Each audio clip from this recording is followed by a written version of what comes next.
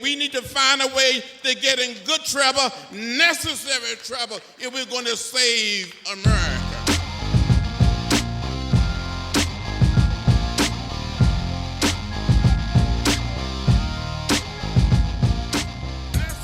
This is Paige.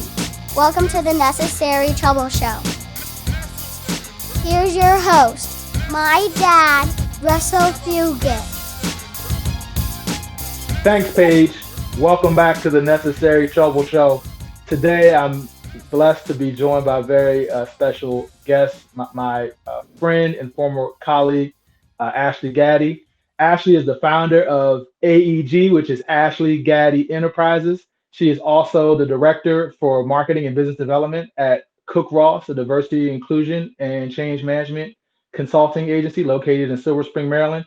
Ashley, thanks for being a guest today on the Necessary Trouble Show. No problem, Russell. Nice to see you. You know, sis, I knew I had to get you on when our current commander-in-chief said that we can no longer do diversity and inclusion trainings of a certain sort in the federal government. And of course, that was very important work that I was personally a part of during my time with you at Cook Ross. And I know that you've continued to work on with a number of organizations and institutions throughout the government. What is going on in that landscape in terms of working with the government and other such institutions? And you know, what are your thoughts about the administration's position when it comes to diversity and inclusion training? Yeah, so I'm going to answer the second part first because that may be different than kind of what's happening in organizations and in the corporate world. Sure.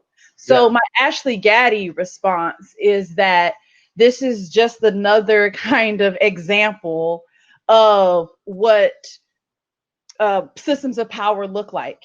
When people who hold power roles or when systems of power in play, once they say something, once they do something, they have the ability to change the whole entire flow, right? If someone who had less power in this situation, may have made the call or said something, it wouldn't erupt the entire nation. It wouldn't trickle down to hundreds and thousands of people.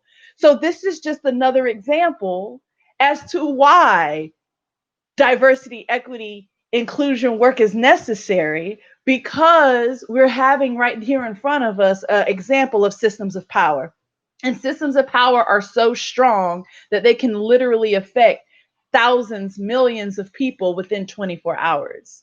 And so we really need to be teaching to systems of power, systems of oppression, what dominance looks like, what non-dominance how that may show up in institutions and in organizations. And this is just another example to that. So I just use this as a pillar to be like, so you understand even more why it's needed.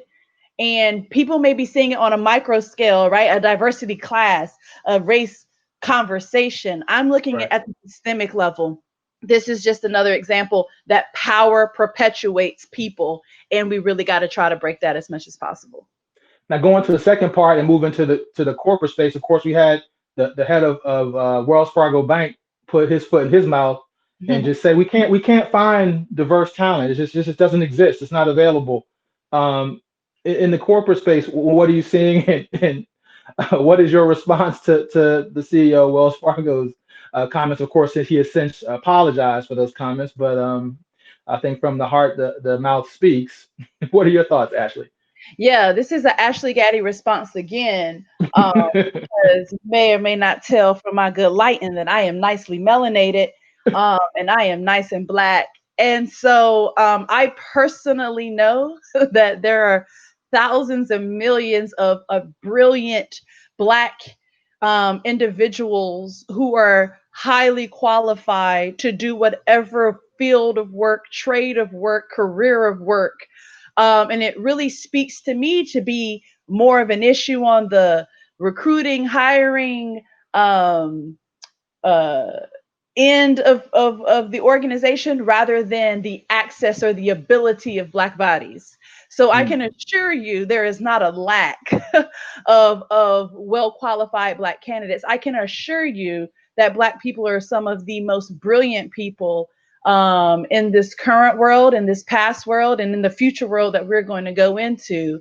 It just sounds like a recruit and hiring problem on my end that needs to be fixed. And they need to be intentional about it. See, inclusion is intentional, ongoing, and it is proactive. So what I hear is a lack of inclusion in their hiring and recruiting processes for the head of the organization to say things like that. Now, from their lens, there may not be, but that does not equate to it being true. It equates to the lack of intentionality. Mm-hmm. So how can organizations and their leadership be more intentional and recognize those blind spots?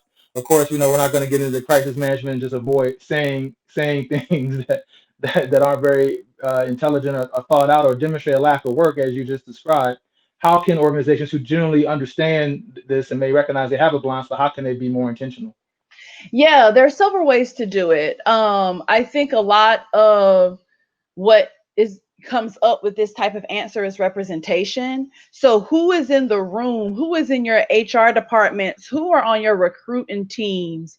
And what do you see as good or as qualified, right? Mm-hmm. So if everybody from in your HR department has a college degree from a predominantly white institution, well, you ain't got no HBCU voices up in there to be like, we need to be going to some HBCUs. We need to be setting up some job fairs at some institutions that's on the other side of the railroad tracks, right? You ain't got nobody in the room to be talking about the spaces and areas that Black people are. See, the systemic issue again is that access is an issue for a lot of non-dominant and, systemically non-dominant identity groups. And so in order to be intentional from an experience that may not be yours, you need to invite people in from different aspects of life, different areas, different locations, different identity groups, different regions, etc., so that they can make the organization aware that it's not because they're not there. It could be the systemic issue of access, but it could also be that y'all behind gonna go over there and talk to them. You see what I'm saying? And so not only is representation a way in which organizations can kind of be more intentional, but they need to be more intentional for what they deemed as qualified. If I don't have 5 years of experience in the business field, am I not qualified to do business? I can literally tell you right now, as the director of business development, none of my degrees are in business. I've never sat in an economics course. I've never been able to sit here and develop a business plan and strategy that has me looking really great in front of business people. My background is communications, diversity and education, and I had some sales experience in my past. So you trying to tell me I can't do business? So what is deemed qualified? What is deemed good? And you need to be intentional about your criteria and the system of how you qualify folks in order to get the results. Mm-hmm.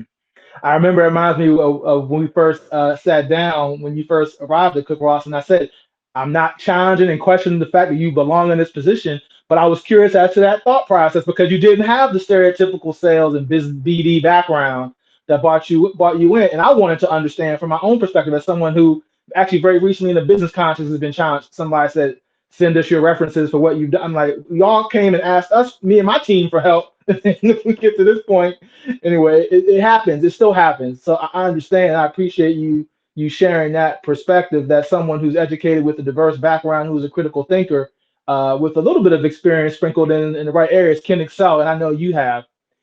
Pivoting the conversation a little bit, and we're in a virtual world, and to a great extent, I don't think we're going back, which has allowed me to do this production very readily and not look too different than what's on TV in a lot of ways right now because everybody's at home and working in this virtual nature.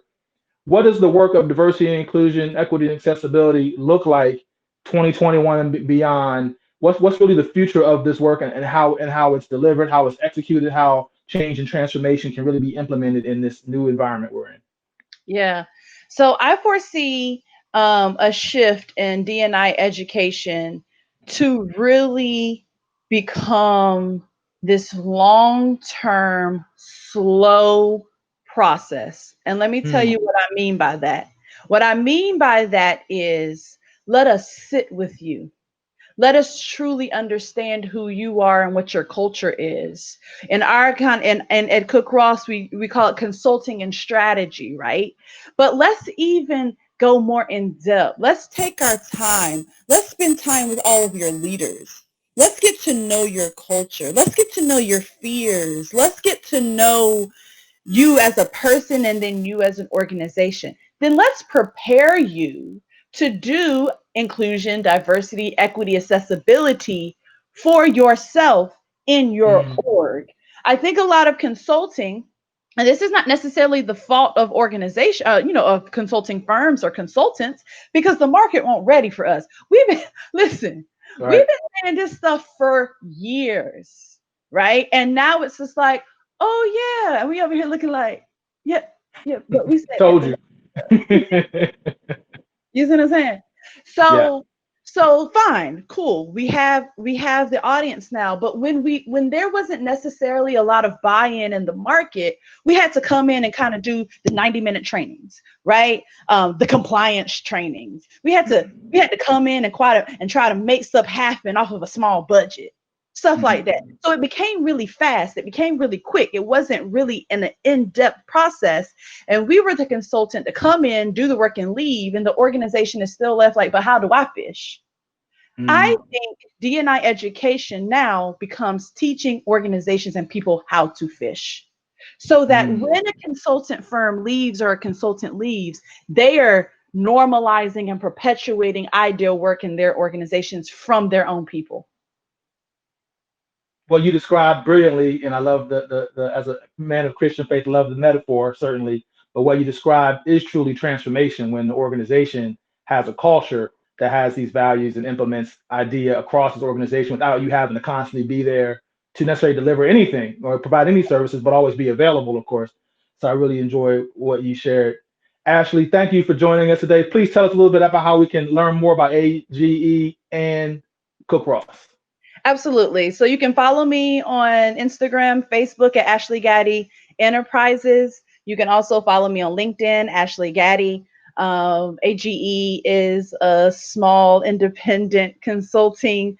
Small but mighty, Dr. Gaddy. Small but mighty, Dr. Gaddy loading. So please send your prayers. Please send your candles, your sage, however you practice. As I'm dissertating currently. So feel free to follow me on social media.